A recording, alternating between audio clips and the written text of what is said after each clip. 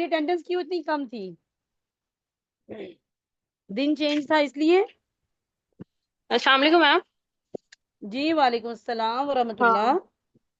میم میرا تو mobile actually خراب ہوا. دوسرا موبائل ریکنیکٹ کیا تو پہلے پچھلے موبائل کا واٹس ایپ سیکیور کرنا تھا, اس لیے نہیں میں لے سکی تھی. لیکن میں نے وہ لیکچر جو آپ کا اپلوڈ ہوا تھا نا وہ لے لیا جی ہے جی جی. اس کا. ہاں جی, کافی وہ نوٹس وغیرہ بھی میں نے بنا لیے تھے. اینڈ والا میرا 20 منٹس کا نہیں لیا, تقریباً 40 منٹس کا میں نے لے لیا ہوا ہے. اچھا اچھا ٹھیک ہو گیا. اور باقی باقی اسٹوڈینٹس؟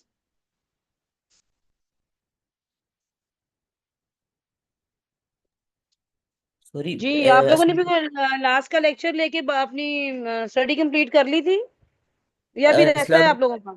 سوری جی میڈم, وعلیکم آج کل السلام. وہ نیٹ کا بڑا ایشو رہتا ہے نا, اس وجہ سے جو ہے نا یہ. ٹھیک ہے, لیکن وہ ریکارڈنگ تو اپلوڈ ہو چکی ہے. آپ لوگوں نے پورے یہ 2-3 دن کا ٹائم تھا بیچ میں, آپ لوگوں نے نہیں دیکھی ریکارڈنگ؟ نہیں سوری, میں دیکھ نہیں سکی نا, میرے بخار ہوا ہوا تھا. ہاں کیونکہ اس کے بعد انشاءاللہ ٹائم انشاءاللہ تھوڑا میں تھا نا, انشاءاللہ بدھ کو ہوا ہے انشاءاللہ جی, میں تو وہ دیکھ ضرور انشاءاللہ ضرور انشاءاللہ سن میں لیجیے دیکھ آپ لوگ. انشاءاللہ. اوکے باقی کیونکہ اس میں میرا خیال ہے صرف 2 اسٹوڈینٹس تھی ہمارے ساتھ. سوری تو یہ ہے کہ وہ امپورٹنٹ چیزیں تھیں. غزوہ بدر کے بعد دشمنوں کا رد عمل تھا, اور پھر غزوہ احد کے درمیان میں کون کون سے ہاں ہاں. واقعات پیش آئے تھے ان کے بارے میں بات تھی. اچھا اسٹوڈینٹس, اس میں نے آپ کو ایک یہ بتایا تھا کہ کعب بن اشرف جو ہے اس کا قتل ہوا تھا. تو اس کے بارے میں میرا کوشچن ہے کہ وہ یہودی تھا, یہودیوں کے ساتھ مسلمانوں کا پیس ایگریمنٹ تھا, پیس ٹریٹی ہوا تھا. ٹھیک ہے, کیونکہ مسلمانوں نے جب مدینہ آئے تھے تو اللہ کے نبی صلی اللہ علیہ وسلم نے یہود کے ساتھ معاہدہ کیا تھا. تو پھر اس کے باوجود جو ہے وہ کعب بن اشرف جو ہے اس کو قتل کیا جاتا ہے. تو اس کے بارے میں یہ آپ سے کوشچن اس لیے کر رہی ہوں کہ یہ ہمارے دشمن جو ہیں وہ ہم پہ سوال کرتے ہیں, تو ہمیں اس کا آنسر تو آنا چاہیے. تو کیا اسلام میں اسیسینیشن جائز ہیں؟ یعنی اسلام میں دشمن کو دھوکے سے قتل کرنے کی اجازت دیتا ہے, جبکہ وہ دشمن آپ کا معاہد بھی ہو, آپ نے اس سے معاہدہ بھی کیا ہو. کوئی مجھے آنسر کرے گا؟ یا یہ کوشچن کسی کے ذہن میں آیا تھا جب میں نے پچھلے لاسٹ کوشچن لیکچر میں آپ کو جی کعب بن میم. اشرف کے قتل کا جی واقعہ میم سنایا تھا؟ آیا تھا. جی میم آیا تھا, میں اس وقت پوچھنے لگی تھی, پھر میں نے کہا شاید یہ اس میں بھی کوئی حکمت ہوگی.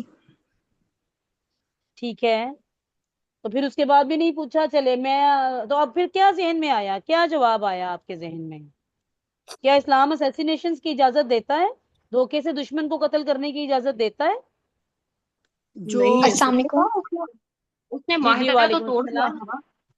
نہیں میم, جی ایسے تو پرمیشن کہ آپ اس طرح کسی کا قتل کریں دھوکہ دہی سے, ٹھیک اسلام ہے اس کی پرمیشن نہیں دیتا. ٹھیک ہے, اسیسینیشن کی اجازت بھی نہیں دیتا,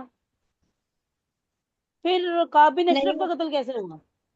اس سے ہم کیا سیکھیں گے, یا دشمن کے لیے ہمارے پاس کیا جواب ہے؟ اگر کوئی ہم پہ اعتراض کرتا ہے ہمارے دین پہ, تو ہمارے پاس کیا جواب ہے اس کا؟ میم وہ معاہد تو نہیں تھا, اس نے معاہدہ تو توڑ دیا تھا, اور آپ صلی اللہ علیہ وسلم کی جان کو خطرہ بھی تھا اس پہ, تو اس سیکورٹی کے پیش نظر اس کو کیا تھا نا. جی میم یہ بھی تو ہو سکتا معاہد ہے پروٹیکشن وہ معاہد اس حدود لیے اللہ کہ وہ کو. یہودی تھا, تو سارے یہودیوں کے ساتھ ایگریمنٹ تو تھا نا.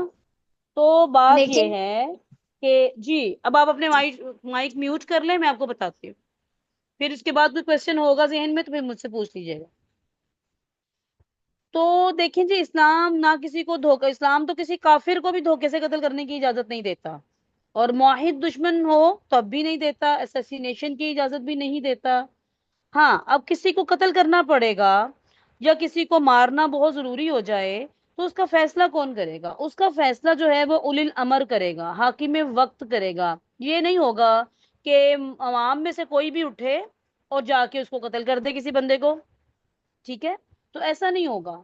تو اس وقت آپ دیکھیں کہ رسول اکرم صلی اللہ علیہ وسلم رسول بھی تھے, نبی بھی تھے, اور حاکم وقت بھی تھے, لیڈر آف دی ہاؤس بھی وہی تھے نا. اور کعب بن اشرف جو ہے وہ اس وقت ان کی رعیت میں تھا. اب کعب بن اشرف جو ہے وہ دشمنی کر رہا تھا, اور عہد شکنی بھی اسی نے کی تھی, مسلمانوں نے کوئی عہد شکنی نہیں کی تھی. اور آپ دیکھیں کہ وہ جو کچھ بھی کر رہا تھا، میں نے آپ کو بتایا کہ وہ اتنا دشمنی میں آگے نکل گیا کہ وہ مکہ تک چلا گیا سفر کر کے. آسان سفر نہیں تھا، اس کے باوجود وہ مکہ تک چلا گیا اتنا سفر کر کے، اور جا کے ان سے اس نے کہا، یعنی ساری مسلمانوں کے خلاف سازشیں کی، اور آ کر بھی اللہ کے نبی صلی اللہ علیہ وسلم کے بارے میں، صحابہ کرام کے بارے میں، دین اسلام کے بارے میں، حتیٰ کہ مسلم خواتین کے بارے میں بھی وہ اب حجویہ اشعار جو ہے وہ کہنے لگا تھا، اور لوگوں میں اپنا اثر و رسوخ کرنے لگا تھا. تو آپ دیکھیں کہ اس تمام عرصے میں کسی صحابی نے اسے ہاتھ بھی نہیں لگایا، جب تک کہ رسول اکرم صلی اللہ علیہ وسلم کا حکم نہیں آ گیا، آپ نے اجازت دی، تو صحابہ کرام نے پلان کیا کہ اب اس کو کیا کرنا ہے. ٹھیک ہے. تو یہ آج بھی اس غلط فہمی میں مت رہے کوئی، نہ کوئی کافر نہ کوئی مسلمان، کہ مسلمان آج یہ سوچیں کہ جی ہم اپنے دشمنوں کو دھوکے سے مار سکتے ہیں. تو آج کے امیر جو ہیں وہ خود ساختہ ہیں. اولو الامر اگر کسی پلاننگ کی اجازت دیتا ہے تو یہ جائز ہو سکتا ہے، وہ بھی خاص کنڈیشنز میں، ورنہ یہ کعب بن اشرف کا معاملہ بالکل الگ تھا. اور دوسری بات یہ کہ یہ بالکل عین انصاف تھا، کیونکہ اس ایک شخص نے عہد چکنی کی تھی، اس کے باقی قبیلے بنو نذیر نے تو کوئی عہد چکنی نہیں کی تھی ابھی تک. تو لہٰذا عین انصاف یہی تھا کہ اس اکیلے کو سزا دی جاتی، باقی تو کسی کو کوئی قصور نہیں تھا. اور حکمت کا اچھا، اور اگر پھر یہ دیکھیں کہ پھر چھپ کے کیوں مارا، تو چھپ کے مارنا اس لیے ضروری تھا کہ یہ حکمت کا تقاضا تھا کہ اس اکیلے نے عہد چکنی کی ہے، اسے اکیلے کو اس کی سزا دے دو. اور وہ بھی صحابہ اکرام نے خود سے نہیں گئے تھے، حاکم وقت کی اجازت سے گئے تھے، کیونکہ کوئی نبی کبھی بھی عہد شکنی نہیں کرتا. شیخ صالح الفوزان نے بھی یہی جواب دیا اس کے جواب میں کہ کعب بن اشرف کا معاملہ اور تھا، اسلام اسیسینیشن کی اجازت نہیں دیتا. امام نووی بھی یہی کہتے ہیں کہ کعب بن اشرف کو دھوکے سے قتل کیا ہی نہیں گیا، کیونکہ اس سے کوئی امان کا وعدہ تو تھا ہی نہیں، اسے کسی نے امان تو دی ہی نہیں ہوئی تھی. جو صحابہ کرام اس کو مارنے گئے تھے وہ تو اس سے بزنس ڈیل کر رہے تھے، تو اس کی امان تو تھی ہی نہیں، تو دھوکا کیسا. ٹھیک ہے. تو اسلام اس سے بری ہے کہ کسی کافر کو بھی دھوکے سے قتل کیا جائے. تو یہ بات آپ کے ذہن میں ہونی چاہیے کہ وہ اللہ کے نبی صلی اللہ علیہ وسلم کا as a leader of the house, as a حاکم وقت، ایز اے رسول، ایز اے اولو الامر، وہ ان کا فیصلہ تھا، اور اس کے بعد صحابہ کرام نے اس پر عمل کیا. اور اللہ کے نبی صلی اللہ علیہ وسلم کوئی بات بھی اپنی مرضی سے منہ سے نہیں نکالتے تھے، وہ اللہ تعالیٰ کی طرف سے ہوتا تھا. اچھا جی، تو یہ ہم دیکھ رہے تھے لاسٹ ٹائم کہ غزوہ احد جو ہے اس کی تیاریاں، اس سے پہلے پہلے کون کون سے واقعات ہوئے. اب اہل مکہ، سوری آپ جی اپنے مائک سوری میوٹ کر لیجئے. ایک کوشچن تھا، وہی آپ نے جیسے بولا حاکم وقت جو ڈیسائیڈ جی جی کیا، جی ڈیسائیڈ کیا کہ وہ اس کو قتل کرنا ہے یا نہیں، تو وہ رسول اللہ علیہ وسلم کو ہے نا وہی کے ذریعے بتایا جاتا تھا، اس لیے انہوں نے وہ ڈیسیجن لیا. تو اس کا مطلب جی یہ ہے جی کہ آج کے دور میں وہ آپشن اویلیبل ہے ہی نہیں، کیونکہ حاکم نہیں وقت نہیں، وہ آپشنز کس اویلیبل طرح ہوں گے ڈیسائیڈ. جب اسلامی حکومت کا نظام قائم ہوگا، جب اولو الامر مسلم حکمران ہوگا، اسلامی حکومت کا نظام قائم ہوگا. یہ جو چھوٹی چھوٹی جماعتوں کے امیر بنا لیے جاتے ہیں، ورنہ تو دیکھیں آج دنیا میں یہ سارا کچھ ہو رہا ہے، مسلمان کر رہے ہیں لیکن وہ صحیح نہیں کر رہے. مسلمان آپ کسی امبیسڈر کو پکڑ لیں، آپ کسی دشمنوں کے کسی وزیر کو پکڑ لیں، اور اپنی جماعت کا امیر آپ کو کہہ دے کہ جی اس کو قتل کر دو، تو مسلمان کہیں کہ یہ جائز ہے. یہ جائز نہیں ہے، کیونکہ آپ ایک چھوٹی سی جماعت اس کا فیصلہ نہیں کر سکتی، یا چھوٹی سی جماعت کا امیر اس کا فیصلہ نہیں کر سکتا. یہ مسلم حکومت کا جو سربراہ ہوتا ہے اس نے یہ فیصلہ کرنا ہوتا ہے، اور وہ اس کی شرائط ہوتی ہیں، کچھ رولز اینڈ ریگولیشنز ہوتے ہیں، اس کے بعد دشمنوں کے ساتھ اس طرح کا فیصلہ کیا جاتا ہے. فوراً سے اس فیصلے پر نہیں جایا جاتا. لیکن آج کے مسلمان یہ کر رہے ہیں، اور لیکن یہ غلط کر رہے ہیں. یعنی اسلامی تعلیمات جو ہے وہ اس کے اپوزٹ ہیں. یعنی آج آپ کسی بھی دشمن ملک کا سفیر پکڑ لیں، ان کا امبیسڈر پکڑ لیں، اور کہیں کہ جی ہماری بات مانو نہیں تو ہم اس کو قتل کر دیں گے، اسلام اس کی اجازت نہیں دیتا آپ کو. لیکن یہ ہو رہا ہے پریکٹیکلی دنیا میں. اس کے رولز اینڈ ریگولیشنز ہیں، وہ آپ کو اسٹڈی کرنی پڑتی ہے پھر. چلیں جی آگے چلتے ہیں. اچھا، اب جو اہل مکہ تھے انہیں تو سخت صدمہ تھا اپنے بڑے بڑے سرداروں کے مرنے کا، اور وہ صدمہ تو بھول ہی نہیں رہے تھے. حتیٰ کہ آپ کو بتایا تھا کہ انہوں نے تو رونا جو ہے، نوحہ بیان کرنا جو ان کا سب سے بڑا شعار تھا ان کے معاشرے کا، انہوں نے وہ بھی منع کر دیا تھا. اور قیدیوں کے فدیے کی ادائیگی میں بھی وہ جلد بازی کا مظاہرہ کرنے سے منع کر دیا تھا، تاکہ مسلمانوں کو ان کے رنج اور غم کی شدت کا اندازہ نہ ہو۔ لیکن جنگ بدر کے بعد وہ انہیں سمجھ نہیں آئی۔ انہوں نے فیصلہ پھر یہی کیا کہ ہم اب پوری تیاری کے ساتھ پھر ایک بار جائیں گے اور اپنا کلیجہ ٹھنڈا کریں گے مسلمانوں سے لڑ کے، اور انہوں نے تیاری بھی شروع کر دی۔ اور اس میں سب سے زیادہ جو قریش کے سرداروں میں جو سب سے آگے تھے، ان میں اکرمہ بن ابی جہل، صفوان بن امیہ، ابو سفیان بن حرب، عبداللہ بن ربیعہ، یہ سب سے زیادہ آگے تھے۔ تو اور پہلا کام یہ کیا کہ ابو سفیان کا وہ قافلہ جو تھا، وہ جو جنگ بدر کا باعث بنا تھا، جسے حالانکہ ابو سفیان بچا کر کامیاب ہو گئے تھے نکالنے میں، اس کا سارا مال انہوں نے جنگی اخراجات کے لیے روک لیا۔ اور جن لوگوں کا مال تھا ان سے کہا کہ قریش کے لوگوں، تمہیں محمد نے سخت دھچکا دیا ہے، تمہارے منتخب سرداروں کو قتل کر دیا ہے، لہٰذا اب ان کو ہم نے مارنا ہے، لہٰذا اپنے مال سے ہماری مدد کرو، ممکن ہے ہم اس کا بدلہ چکائیں۔ تو قریش کے سارے لوگ مان گئے۔ تو چنانچہ جس کا اس مال کی مقدار تقریباً 1,000 اونٹ اور 50,000 دینار تھی، وہ جنگ کی تیاری کے لیے انہوں نے بیچ دیا۔ ٹھیک ہے، اللہ تعالیٰ قرآن مجید میں کہتے ہیں جن لوگوں نے کفر کیا وہ اپنے اموال اللہ کی راہ سے روکنے کے لیے خرچ کریں گے، تو یہ خرچ تو کریں گے، لیکن پھر یہ ان کے لیے باعث حسرت ہوگا، پھر مغلوب کیے جائیں گے۔ تو اب انہوں نے رضاکارانہ جنگی خدمت کا دروازہ کھول دیا کہ جو لوگ بھی ان میں اس جنگ میں شریک ہونا چاہتے ہیں وہ لوگ آ جائیں۔ تو دور دور سے لوگ جو ہیں وہ اس جنگ میں شریک ہونے کے لیے اب قریش کے جھنڈے تلے جمع ہونا شروع ہو گئے، اور انہوں نے مختلف طریقوں سے ان لوگوں کو ترغیب دی۔ تو حالانکہ ابو العزا جو ہے، وہ جو جنگ بدر میں قید ہوا تھا، اس نے اللہ کے نبی صلی اللہ علیہ وسلم سے یہ وعدہ کیا تھا کہ وہ آپ کے خلاف کبھی نہیں اٹھے گا، تو اسے جو ہے نا وہ بلا فدیہ کے چھوڑ دیا جائے۔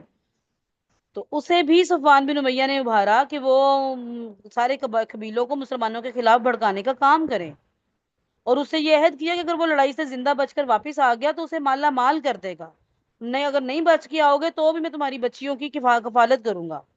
تو اس ابو عزا نے بھی رسول اللہ صلی اللہ علیہ وسلم سے کیے ہوئے اپنے عہد و پیمان کو چھوڑ دیا، اور اپنی غیرت اور حمیت کو آگے لا کے بڑے اس نے جذبات والے جو اشعار تھے نا، وہ اس نے لکھنا شروع کیے اور لوگوں کو ترغیب دینا شروع کی اپنے اشعار کے ذریعے، قبائل کو بھڑکانا شروع کیا۔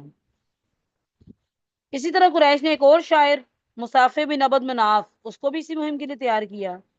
ادھر جب ابو سفیان کا قافلہ جو غزوہ سویق کے نام سے تھا، جب وہ بہت بڑی مقدار ان کے غلے کی بھی وہاں رہ گئی، اور وہ بھی بڑی سرگرمی دکھا رہے تھے مسلمانوں کے خلاف لوگوں کو بھڑکانے میں،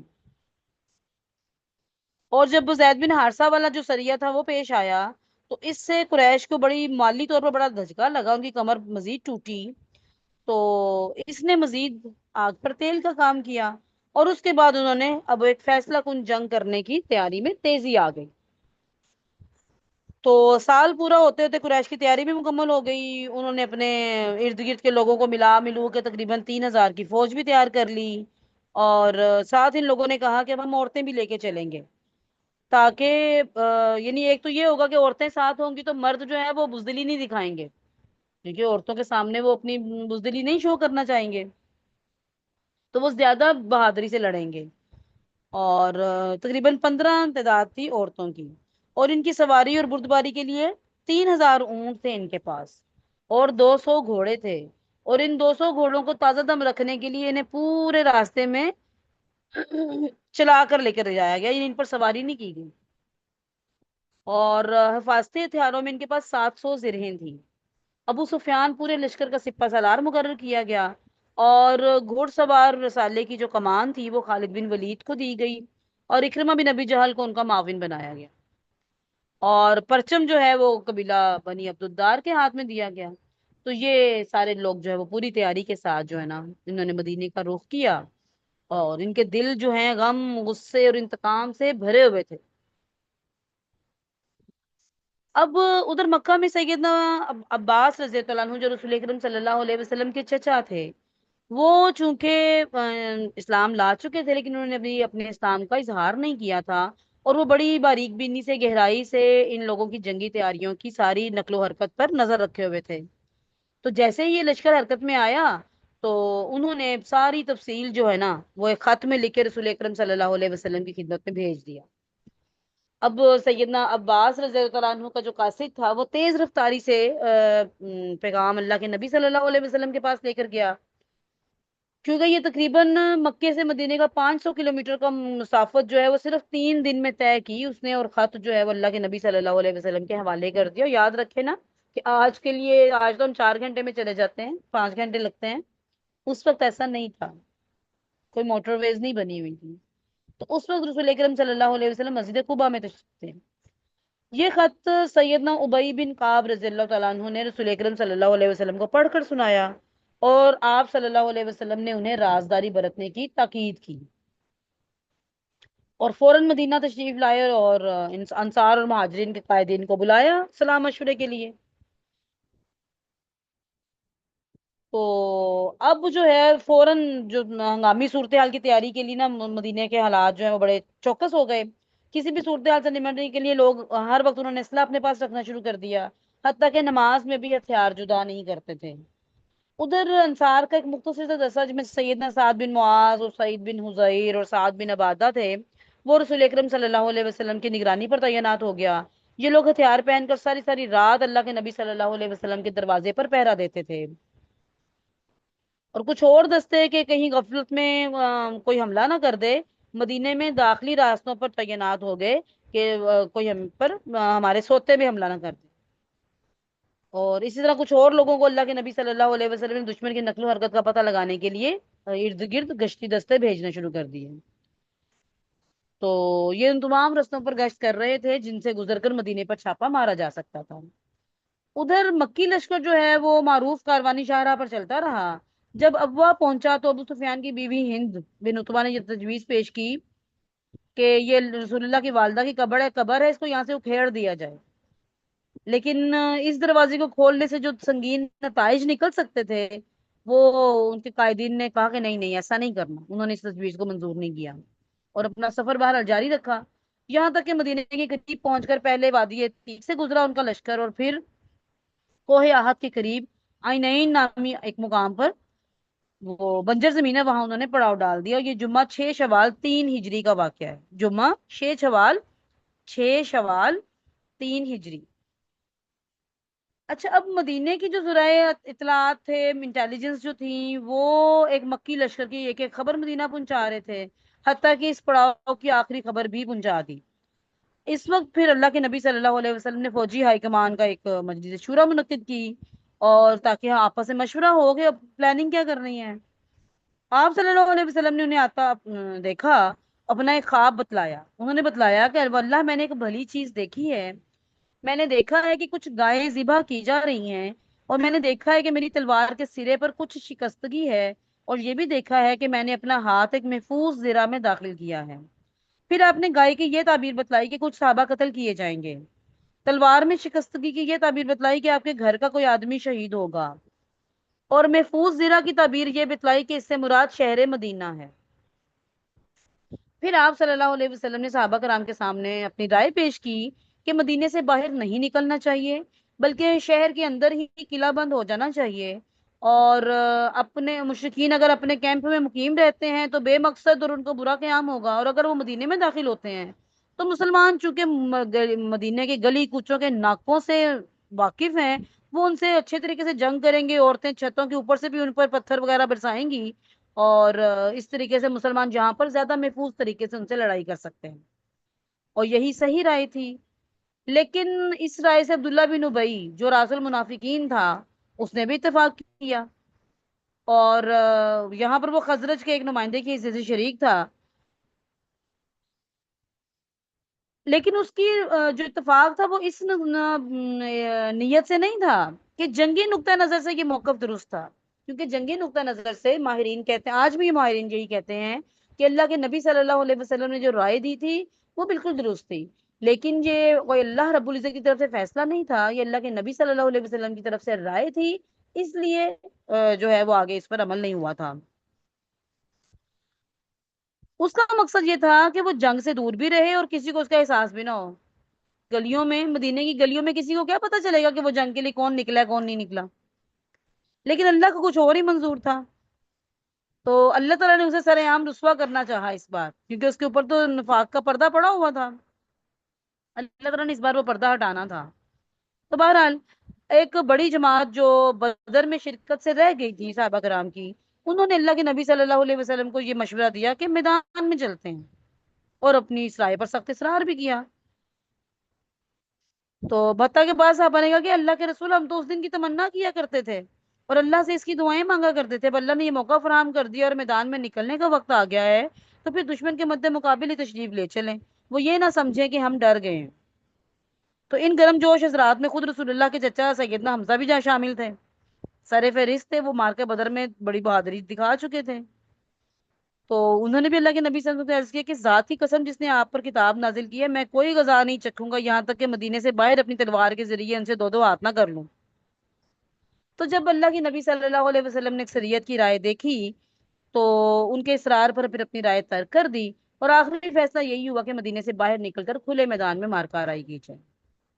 اس کے بعد نبی کرم صلی اللہ علیہ وسلم نے جمعہ کی نماز پڑھائی، واعظ و نصیحت کی، جدوجہد کی، جہاد کی ترغیب دی، اور صبر اور ثابت قدمی کا بتایا کہ اس سے غلبہ حاصل کیا جا سکتا ہے اور کوئی وے آؤٹ نہیں ہے، اور ساتھ ہی حکم دیا کہ دشمن سے مقابلے کے لیے تیار ہو جائیں. تو یہ سن کر لوگوں میں خوشی کی لہر دوڑ گئی. اور جب عصر کی نماز آپ نے پڑھی تو اس وقت تک لوگ جمع ہو چکے تھے. دیکھیں جان ہتھیلی پر رکھنے کے لیے کتنی خوشی سے تیار ہو رہے ہیں، آپ تصور کریں ان کے ایمان کا. کہیں ٹرپ پہ نہیں جا رہے تھے کہ عصر ظہر میں اعلان کیا اور عصر کی نماز میں سب تیار ہیں. ہائکنگ کے لیے نہیں جا رہے، کسی ٹرپ کے لیے نہیں جا رہے، اپنی جان ہتھیلی پہ رکھ کر میدان جنگ میں جا رہے ہیں. تو نماز کے بعد آپ اپنے اندر تشریف لے گئے، ساتھ میں ابوبکر اور عمر رضی اللہ تعالیٰ عنہما بھی تھے، اور انہوں نے آپ کے سر پر امامہ باندھا، لباس پہنایا، آپ نے اوپر نیچے دو زرہیں پہنی، تلوار حمائل کی، اور ہتھیار پہن کر باہر آ گئے. لوگ آپ کی آمد کے منتظر تو تھے، لیکن اس دوران سیدنا سعد بن معاذ اور سعید بن حضیر انہوں نے لوگوں سے کہا کہ آپ نے لوگوں رسول اللہ کو میدان میں نکلنے پر زبردستی آمادہ کیا ہے، لہٰذا معاملہ آپ ہی کے حوالے کر دیجیے. یہ سن کر سب لوگوں نے بڑی ندامت محسوس کی. اب جب آپ باہر تشریف لائے تو آپ سے عرض کیا کہ یا رسول اللہ، ہمیں آپ کی مخالفت نہیں کرنی چاہیے تھی، آپ کو جو پسند ہو آپ وہی کیجیے. اگر آپ کو یہ پسند ہے کہ مدینے میں رہیں تو آپ ایسا ہی کیجیے. تو اللہ کے نبی نے فرمایا کہ جب نبی اپنے ہتھیار پہن لے تو پھر مناسب نہیں کہ اسے اتارے، لہٰذا یہاں تک کہ اللہ اس کے درمیان اور اس کے دشمن کے درمیان فیصلہ فرما دے. تو اس کے بعد اللہ کے نبی صلی اللہ علیہ وسلم نے سارے لشکر کو 3 حصوں میں تقسیم کیا، ایک مہاجرین کا دستہ، ایک انصار کا دستہ قبیلہ اوس کا، اور دوسرا بھی انصار کا دستہ قبیلہ خزرج کا. مہاجرین کا دستہ جو تھا اس کا پرچم سیدنا مصعب بن عمیر ان کو دیا گیا، اور قبیلہ اوس کا جو علم تھا، پرچم تھا، وہ سیدنا اسعید بن حضیر کو دیا گیا رضی اللہ تعالیٰ عنہ کو. پھر قبیلہ خزرج کا جو علم تھا وہ جناب حباب بن منذر رضی اللہ تعالیٰ عنہ کو دیا گیا. تو پورا لشکر جو ہے وہ 1000 مردوں پر مشتمل تھا. ان میں 100 زرہ پوش تھے اور 50 شاہ سوار تھے، اور بعض روایتوں میں یہ بھی آتا ہے کہ شاہ سوار کوئی بھی نہیں تھا.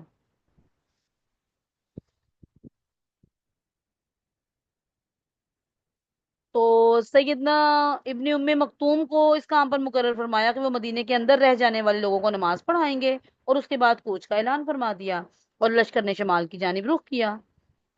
سیدنا سعد بن معاذ اور سیدنا سعد بن عبادہ وہ اپنی زرہ پہنے اللہ کے نبی صلی اللہ علیہ وسلم کے آگے آگے چل رہے تھے. تو اب یہ آگے بڑھے تو انہوں نے ایک دستہ نظر آیا جو بڑا عمدہ ہتھیار پہنے ہوئے پورے لشکر سے الگ تھلگ تھا. آپ نے دریافت کیا تو بتلایا کہ یہ خزرج کے حلیف ہیں، یعنی یہود ہیں، جو مشرکین کے خلاف شریک جنگ ہونا چاہتے ہیں. تو آپ نے دریافت فرمایا کہ یہ مسلمان ہو چکے ہیں؟ لوگوں نے کہا نہیں. اس پر آپ نے اہل شرک کے خلاف اہل کفر کی مدد لینے سے انکار کر دیا. لیکن روایتوں میں آتا ہے کہ یہ روایت صحیح نہیں ہے، کیونکہ بنو قینقاع کو تو جنگ بدر کے کچھ ہی دنوں بعد جلا وطن کر دیا گیا تھا. ٹھیک ہے. تو پھر شیخان کے جگہ پہنچ کر آپ نے پھر لشکر کا معائنہ کیا، اور جو لوگ چھوٹے تھے ناقابل جنگ نظر آئے انہیں واپس کر دیا. ان میں سیدنا عبداللہ بن عمر، سیدنا اسامہ بن زید، सैयदना उसैद बिन ज़ुहैर, सैयदना जैद बिन साबित, जैद बिन अरकम, मुराबा बिन औस, अमर बिन हज़म, इस तरह और भी सहाबा कराम थे। कुछ रिवायतों में आता है कि सैयदना बरा बिन आजिब को भी वापस कर दिया गया, लेकिन सही बुखारी की रिवायत में मज़कूर है कि वो इस जंग में शामिल थे। अलबत्ता छोटी उम्र के बावजूद सैयदना राफे बिन खदीज और समरा बिन जुंदुब, इनको जंग में इजाजत शिरकत की इजाजत मिल गई। उसकी वजह ये हुई कि सैयदना राफे बिन खदीज जो बड़े माहिर तीरंदाज थे, तो उनकी महारत की वजह से उन्हें इजाजत मिल गई। जब उन्हें इजाजत मिल गई तो सैयदा समरा बिन जंदब उन्होंने कहा मैं तो राफे से भी ज्यादा ताकतवर हूँ, मैं तो इसे रेसलिंग इसके साथ करके तो मैं तो इसको पिछाड़ सकता हूँ। तो अल्लाह के नबी सल्लल्लाहु अलैहि वसल्लम को जब इसकी इत्तला दी गई तो आपने कहा चलो ठीक है, तो ना मुझे कुश्ती करके दिखाओ। और वाकई समरा समरा ने उनको राफे को पिछाड़ दिया, तो लिहाजा उन्हें भी इजाजत दे दी। तो एक को उनकी ताकत की वजह से, एक को उनकी तीरंदाजी की वजह से, छोटी उम्र के बावजूद जो है वो अल्लाह के नबी सल्लल्लाहु अलैहि वसल्लम ने उनका टेस्ट लेकर इजाजत दे दी। तो अब यहाँ शाम भी हो चुकी थी, लिहाजा आपने यहीं मगरिब और फिर इशा की नमाज पढ़ी और रात भी यहीं गुजारने का फैसला किया। पहरे के लिए 50 सहाबा कराम मुंतखब फरमाए और कैंप के इर्द गिर्द वो गश्त लगाते रहते थे। उनके कायद मोहम्मद बिन मसलम अंसारी थे। ये वही बुजुर्ग हैं जिन्होंने काब बिन अशरफ को ठिकाने लगाने वाली जमात की क़यादत की थी। और ज़कवान बिन अब्दुल्ला कैस जो खास रसूल अकरम सल्लल्लाहु अलैहि वसल्लम के पास पहरा दे रहे थे, वो भी इनमें शामिल थे। अब तुलुए फजर से कुछ देर पहले आप फिर चल पड़े, मुकामे शूद पर पहुंचे, फजर की नमाज पढ़ी और अब दुश्मन बिल्कुल करीब थे आपके, तो दोनों एक दूसरे को देख रहे थे।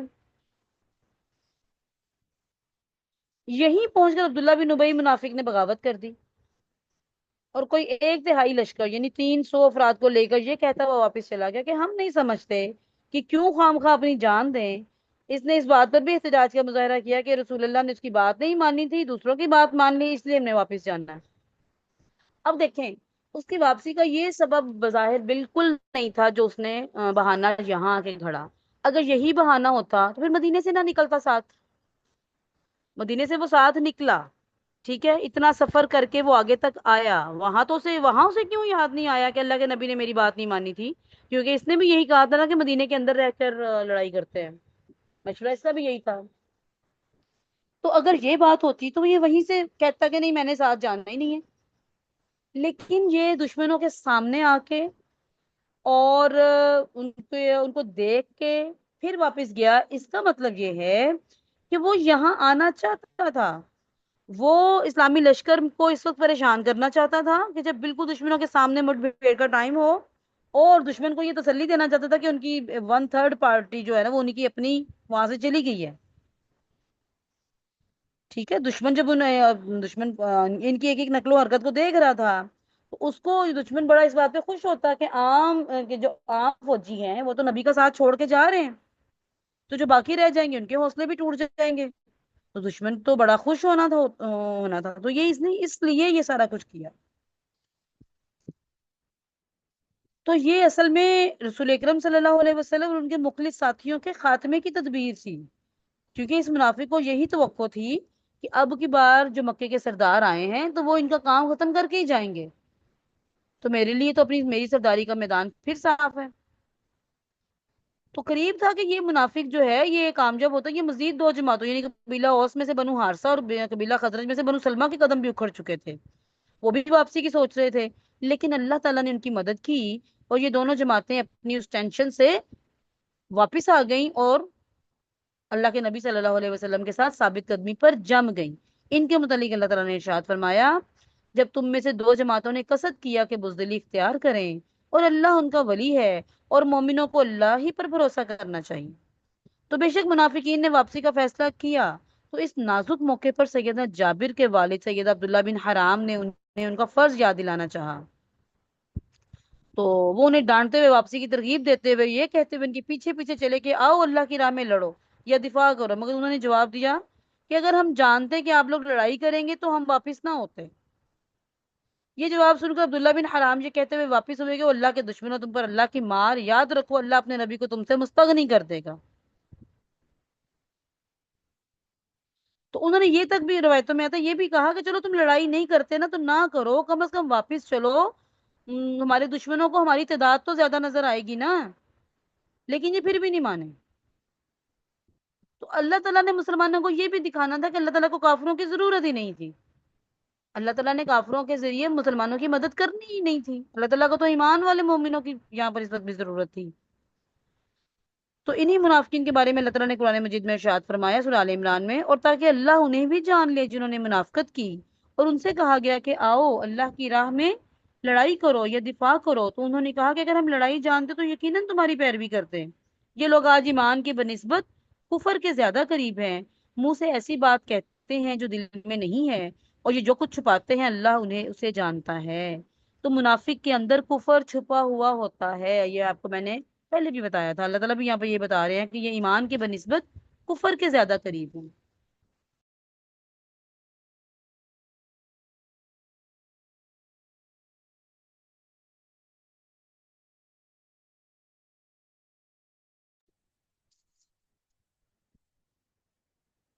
تو بہرحال اس بغاوت اور واپسی کے بعد اللہ کے نبی صلی اللہ علیہ وسلم نے جو باقی ماندہ لشکر تھا جس کی تعداد تقریباً 700 تھی، وہ لے کر دشمن کی طرف قدم بڑھایا. دشمن کا پڑاؤ آپ کے درمیان اور احد کے درمیان کئی سمت سے حائل تھا، اس لیے آپ نے دریافت کیا کہ کوئی آدمی ہے جو ہمیں دشمن کے پاس سے گزرے بغیر کسی قریبی راستے سے لے چلے.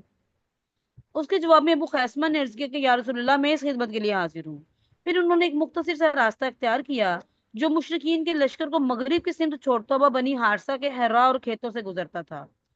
اچھا، اب اس راستے سے جاتے ہوئے لشکر کا گزر جو ہے نا وہ ایک باغ سے ہوا. تو وہ جس کا باغ تھا وہ بھی منافق تھا اور نابینا بھی تھا. اس نے جب لشکر کی آمد محسوس کی تو مسلمانوں کے چہروں پر دھول پھینکنے لگا اور کہنے لگا اگر آپ اللہ کے رسول ہیں تو یاد رکھیں آپ کو میرے باغ میں آنے کی اجازت نہیں. لوگ اسے قتل کرنے کو لپکے لیکن آپ نے فرمایا اسے قتل نہ کرو، یہ دل اور آنکھوں دونوں کا اندھا ہے.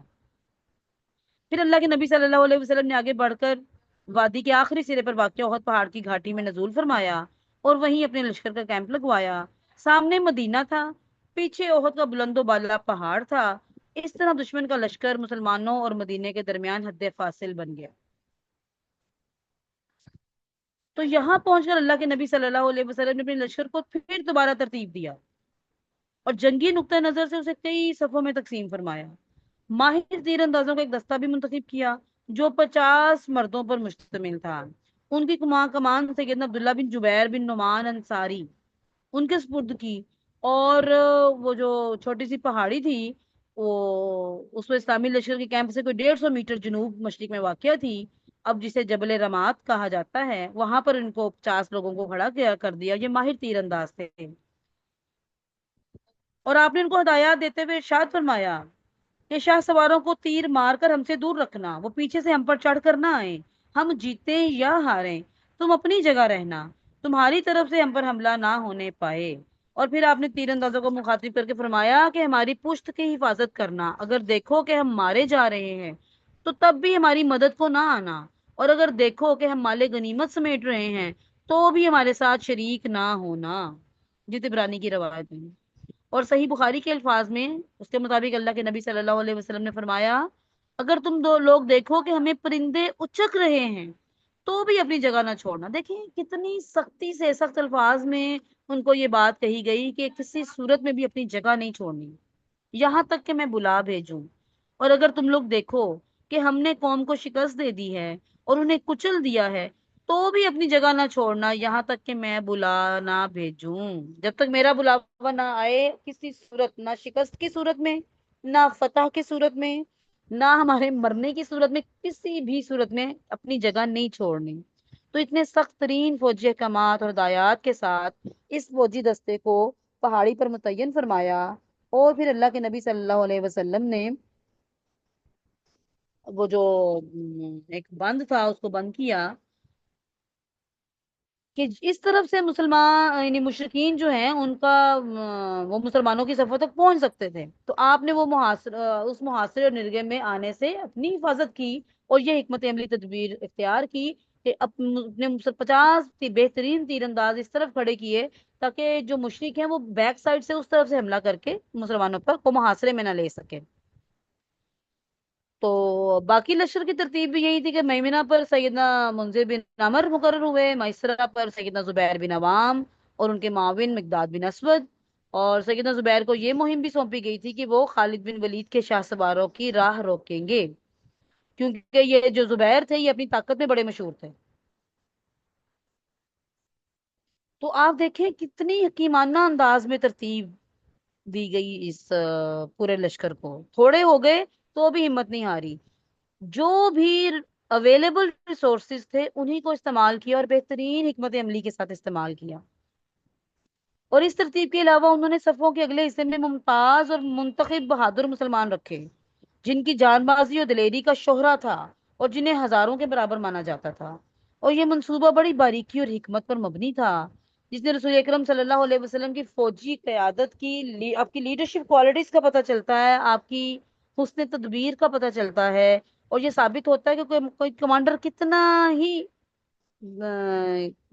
ایلیجیبل کیوں نہ ہو، رسول اکرم صلی اللہ علیہ وسلم سے زیادہ با حکمت اور باریک منصوبہ تیار نہیں کر سکتا تھا. تو حالانکہ اس کے باوجود کہ آپ دشمن کے بعد یہاں پر تشریف لائے ہیں، دشمن پہلے آ چکا تھا، لیکن آپ نے اپنے لشکر کے لیے وہ مقام منتخب کیا جو جنگی نقطہ نظر سے میدان جنگ کا سب سے بہترین مقام تھا.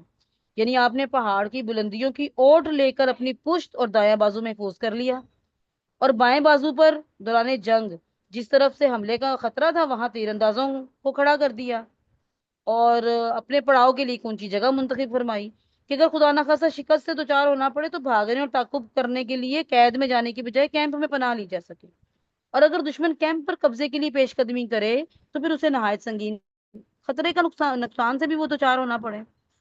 اس کے برعکس آپ نے دشمن کو اپنے کیمپ کے لیے ایک ایسا نشیبی مقام قبول کرنے پر مجبور کر دیا کہ اگر وہ غالب آ جائے تو فتح کا کوئی خاص فائدہ نہ ہو، اور اگر مسلمان غالب آ جائیں تو تعاقب کرنے والوں کی گریب سے بچ ہی نہ سکیں وہ.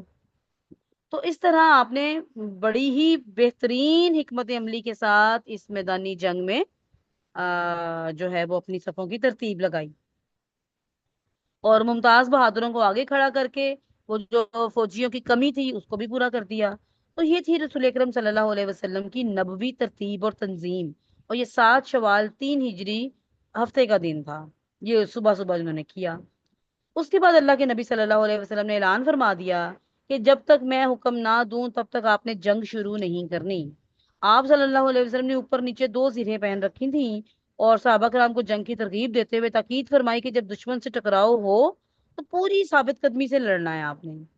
اور ان میں اپنے صحابہ کرام میں دلیری کو ابھارنے کے لیے آپ نے نہایت تیز تلوار جو ہے نا تیز تلوار جو ہے وہ بے نیام کی اور فرمایا کون ہے جو اس تلوار کا حق ادا کرے گا. اس پر کئی صحابہ کرام جو ہے وہ اس تلوار کو لینے کے لیے لپک پڑے، جن میں سیدنا علی بن طالب، زبیر بن عوام، عمر بن خطاب بھی تھے.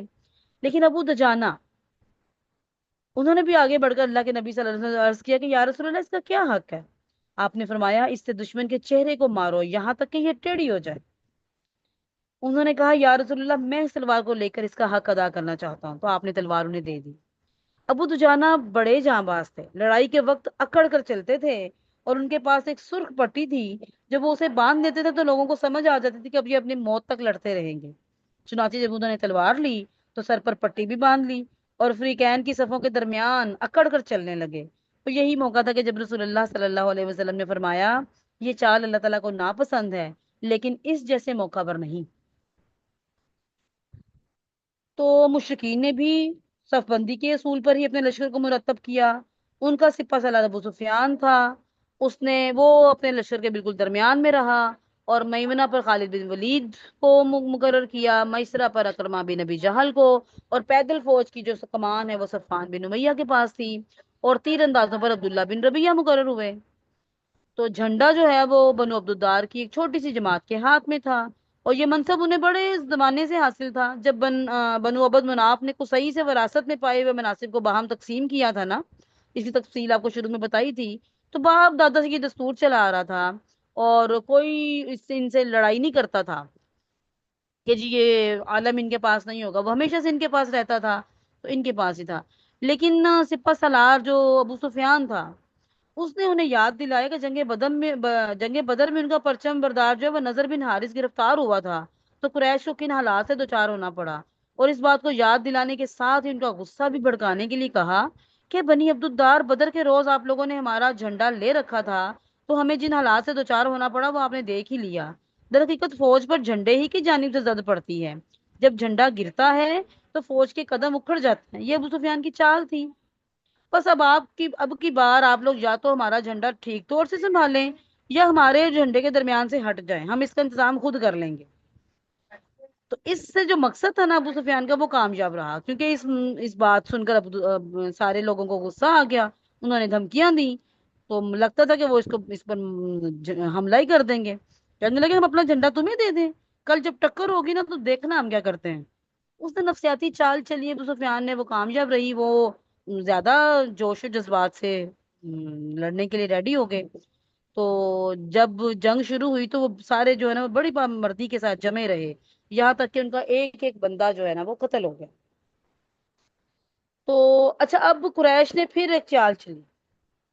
دیکھیں، بڑے سیاستدان اور چال باز لوگ بھی تھے یہ لوگ۔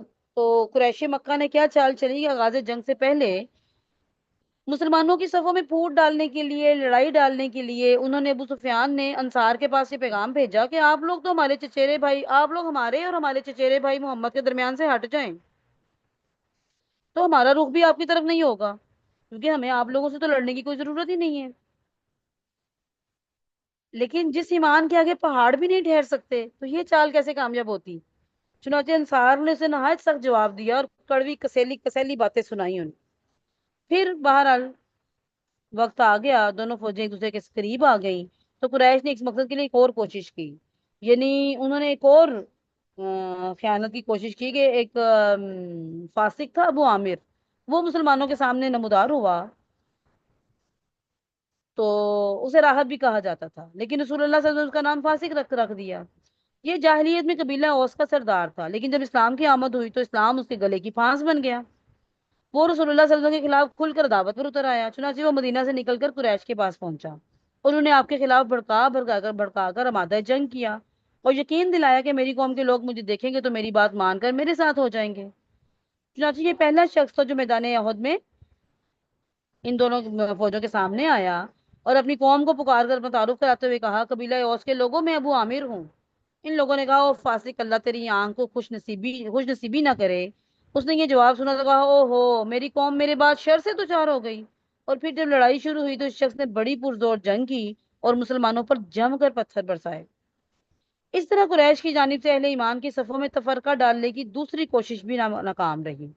تو اس سے آپ اندازہ کیا کریں کہ تعداد کی کثرت اور ساز و سامان کی فراوانی کے باوجود مشرکین کے دلوں پر مسلمانوں کا کیسا خوف اور کیسی ہیبت طاری تھی کہ وہ اس کے باوجود وہ پلاننگز کر رہے تھے کہ کسی طرح ان کے صفوں میں پھوٹ ڈال دیں، حالانکہ یہ لوگ تعداد میں بھی کم تھے۔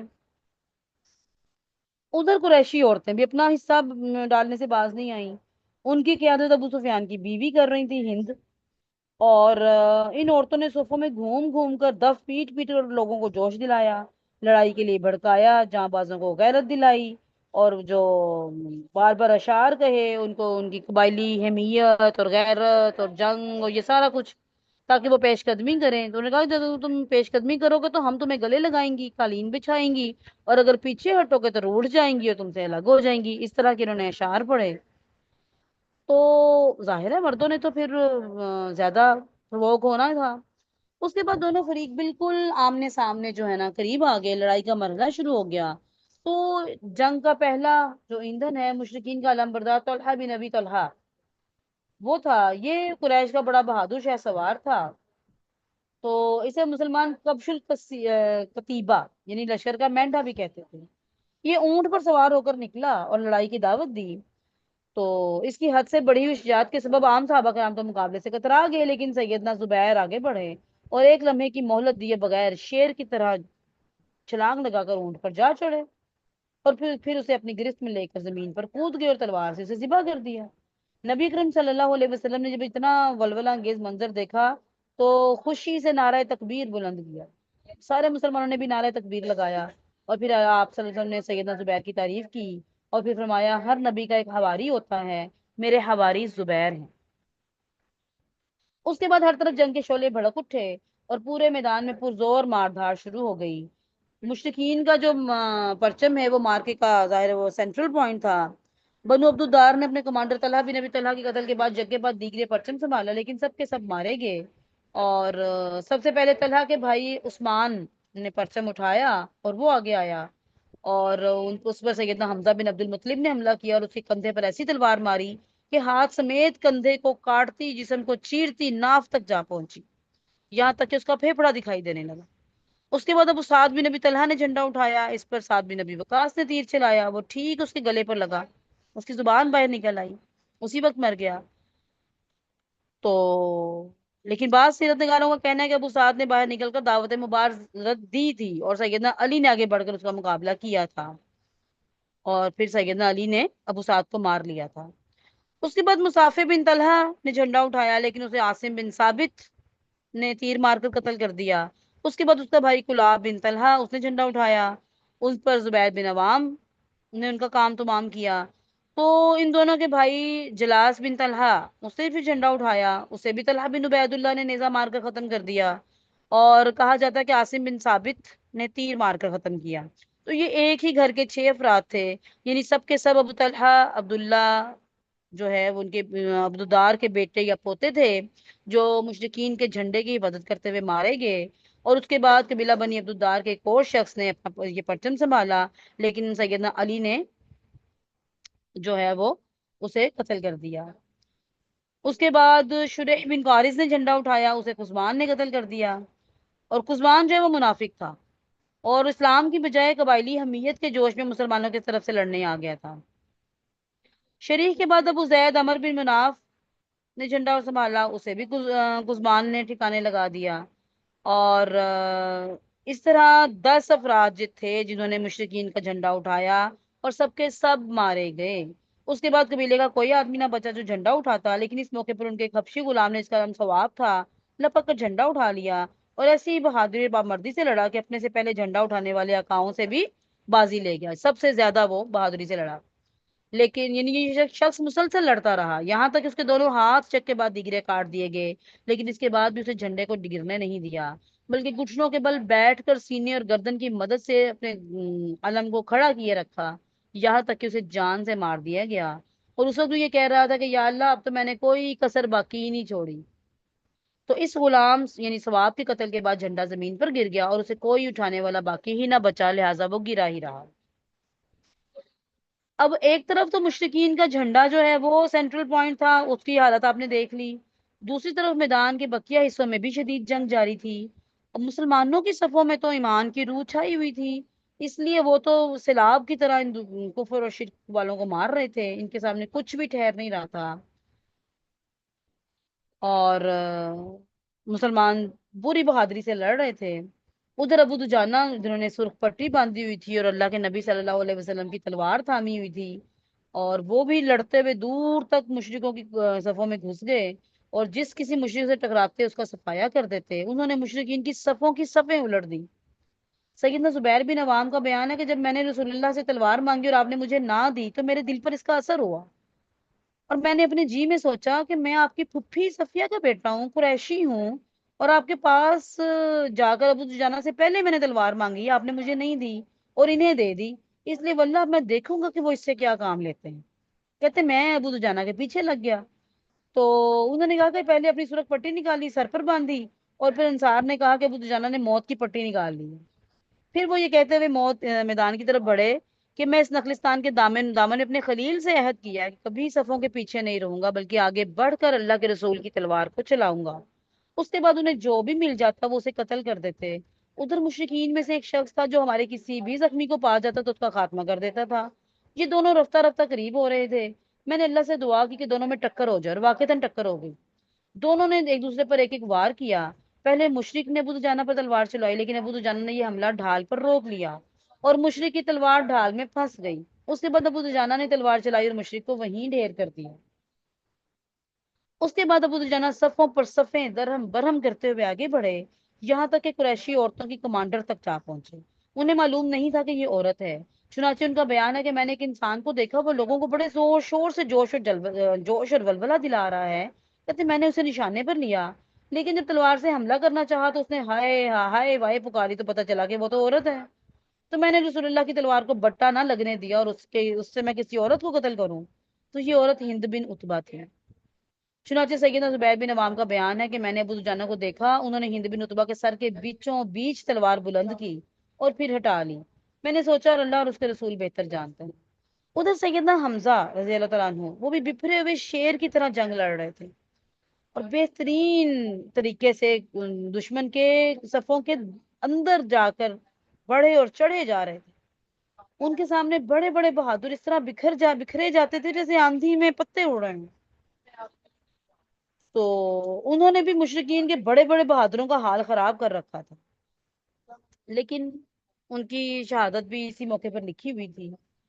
तो बहरहाल उन्हें बहादुरों की तरह यानी बज़ाहिर लड़कर आमने सामने लड़कर शहीद नहीं किया गया, बल्कि बुजदिलों की तरह छुप छुपाकर बेखबरी के आलम में मारा गया। अब सैयदना हमजा के जो कातिल हैं इनका नाम है वहशी बिन हरब। तो वहशी बिन हरब ने खुद ही इनका वाकया बयान किया है, तो उनकी जुबान से सुने। वो कहते हैं कि मैं जुबैर बिन मुतिम का गुलाम था और उनका चचा जो है वो जंग बदर में मारा गया था।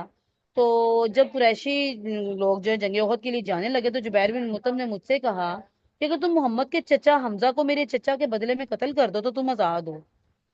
वहशी का बयान है कि इस पेशकश के नतीजे में मैं भी लोगों के साथ रवाना हुआ। मैं हबशी आदमी था, हबशियों की तरह नेजा फेंकने में माहिर था, निशाना मेरा काम ही चूकता था।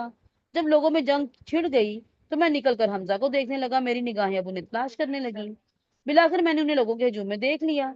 वो एक खाकी रंग के ऊंट पर सवार थे, लोगों को दरहम बरहम करते जा रहे थे। उनके सामने कोई चीज टिक ही नहीं पाती थी। कहते हैं वल्लाह मैं भी उनके कत्ल के इरादे से तैयार हो ही रहा था कि एक दरख्त या पत्थर की ओट में छुप कर उन्हें करीब आने का मौका देना चाहता था। तो इतने में एक और आदमी जो है ना वो उनके पास पहुंचा। हमजा ने उसे ललकारते हुए कहा कि उसे गाली दी और कहा और साथ ही उसे मार दिया। तो ऐसा लगा जैसे उसका सर था ही नहीं। वहशी का बयान है कि इसके साथ ही मैंने अपना नेजा तोला और जब मेरी मर्जी के मुताबिक मेरा निशाना सेट हो गया तो मैंने उनकी तरफ उछाल दिया। नेजा नाव के नीचे लगा और दोनों पाओं के बीच से पार हो गया। उन्होंने मेरी तरफ उठना चाहा लेकिन मगलूब हो गए। मैंने उनको इसी हाल में छोड़ दिया यहाँ तक कि वो फौत हो गई और उसके बाद उनके पास जाकर मैंने अपना नेजा निकाल लिया और लश्कर में वापस जाकर बैठ गया, क्योंकि मेरा काम खत्म हो चुका था। कहता मुझे तो किसी और से कोई सरोकार ही नहीं था। मैंने उन्हें महज इसलिए कत्ल किया था कि मैं आजाद हो जाऊं। चुनाचे जब मैं मक्का आया तो मुझे आजादी मिल गई। और वो कहते हैं जब इसी इन्हीं वहशी बिन हरब ने जंग ताइफ के बाद इस्लाम कबूल किया तो उन्हें शदीद तकलीफ होती थी कि उन्होंने सैयदा हमजा को कत्ल किया था।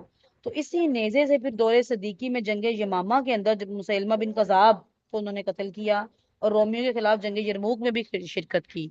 तो मुसैलमा बिन कज़ाब को जब तो उससे उनका दिल बड़ा ठंडा हुआ, वरना उन्हें सैयदा हमजा को ये शहीद करने का बड़ा ही कलक होता था इस्लाम लाने के बाद। तो अब जब अल्लाह के नबी ये जो शेर रसूल शेर खुदा सैयदना हमजा रज़ी अल्लाह अन्हु की शहादत के नतीजे में मुसलमानों को बड़ा नाकाबिले इख्तिलाफी नुकसान पहुंचा।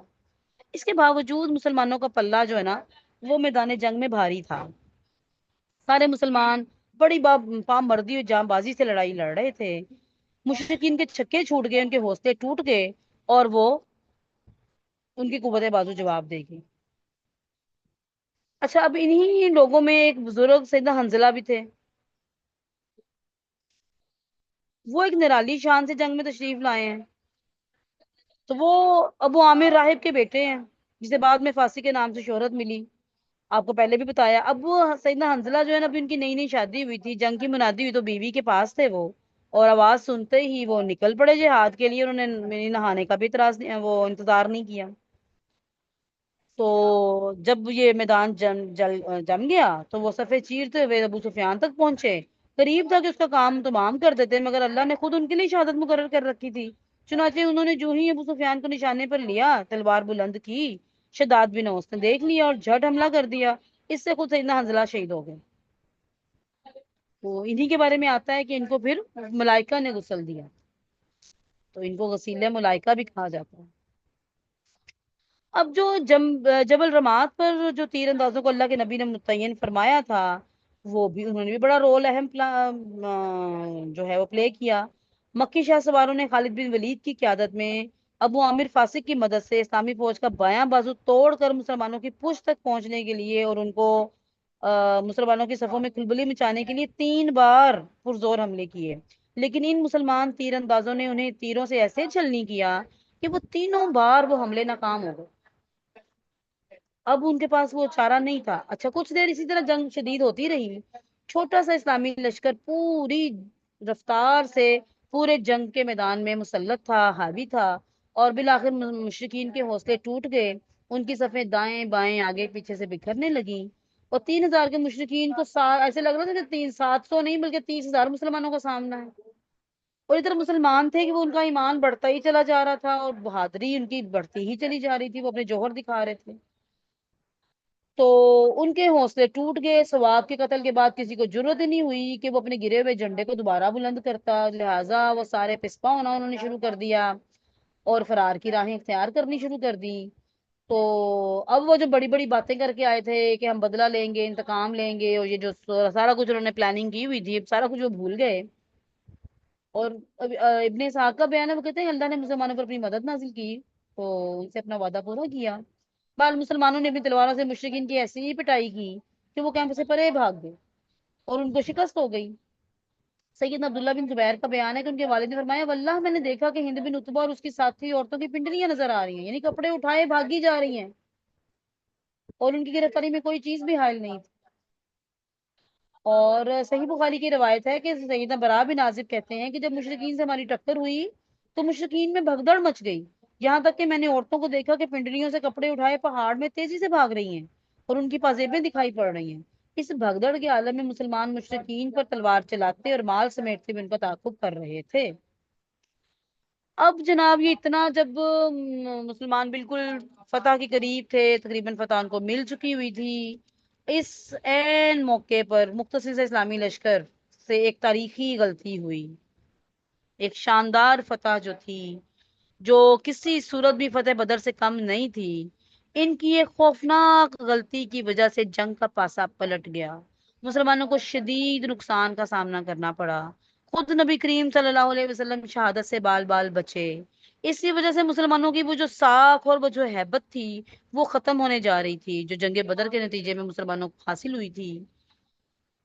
تو آپ کو میں نے ابھی بتایا تھا کہ اللہ کے نبی نے کتنی سختی سے ان کو تاکید کی تھی کہ اس مورچے سے نہیں ہٹنا، لیکن ان سارے تاکیدی احکامات کے باوجود جب انہوں نے دیکھا کہ مسلمان اب دشمن کا مال غنیمت لوٹ رہے ہیں تو ان پر بھی حب دنیا کا کچھ اثر غالب آ گیا۔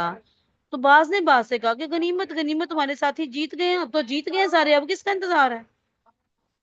تو سیدنا عبداللہ بن جبیر نے انہیں اللہ کے نبی کے کام یاد دلائے، فرمایا کہ تم لوگ بھول گئے اللہ کے نبی کا کیا حکم تھا، لیکن غالب اکثریت نے کان ہی نہیں دھرے اور کہنے لگے خدا کی قسم ہم تو ضرور جائیں گے ان لوگوں کے پاس، کچھ نہ کچھ تو مال غنیمت حاصل کریں گے۔ اس کے بعد 40 تیر اندازوں نے اپنے مورچے چھوڑ دیے اور مال غنیمت سمیٹنے کے لیے عام لشکر میں جا شامل ہوئے۔ مسلمانوں کی پشت خالی ہو گئی، وہاں صرف عبداللہ بن جبیر اور ان کے ساتھ 9 ساتھی رہ گئے، اور جو اس عزم کے ساتھ مورچوں پر ڈٹے رہے کہ اگر انہیں اجازت دی جائے گی تو وہ یہاں سے ہٹیں گے، اللہ کے نبی کا حکم آئے گا تو ہٹیں گے، ورنہ وہ یہیں پر شہادت چاہے نوش کرنی پڑے وہ شہید ہو جائیں گے۔ تو خالد بن ولید نے جو پہلے بھی 3 بار کوشش کر چکا تھا، جب اس نے اس گولڈن چانس کو دیکھا کہ مسلمانوں کی طرف کا یہ جو حصہ ہے یہ خالی ہو گیا ہے، اس نے ادھر سے آ کے حملہ کیا، اور پھر اس کی تفصیل اور آگے اس کے بعد مسلمانوں کے ساتھ کیا حالات پیش آئے اور اللہ کے نبی صلی اللہ علیہ وسلم نے پھر اس کے بعد کیا حکمت عملی اپنائی، اور کیسے اس جنگ میں، اس مشکل حالات میں اللہ کے نبی صلی اللہ علیہ وسلم کے ساتھ کیا ہوا، صحابہ کرام کے ساتھ کیا ہوا، اور کیسے اس جنگ کو پلٹا کھایا، اس کی تفصیل انشاءاللہ ہم نیکسٹ کلاس میں دیکھیں گے۔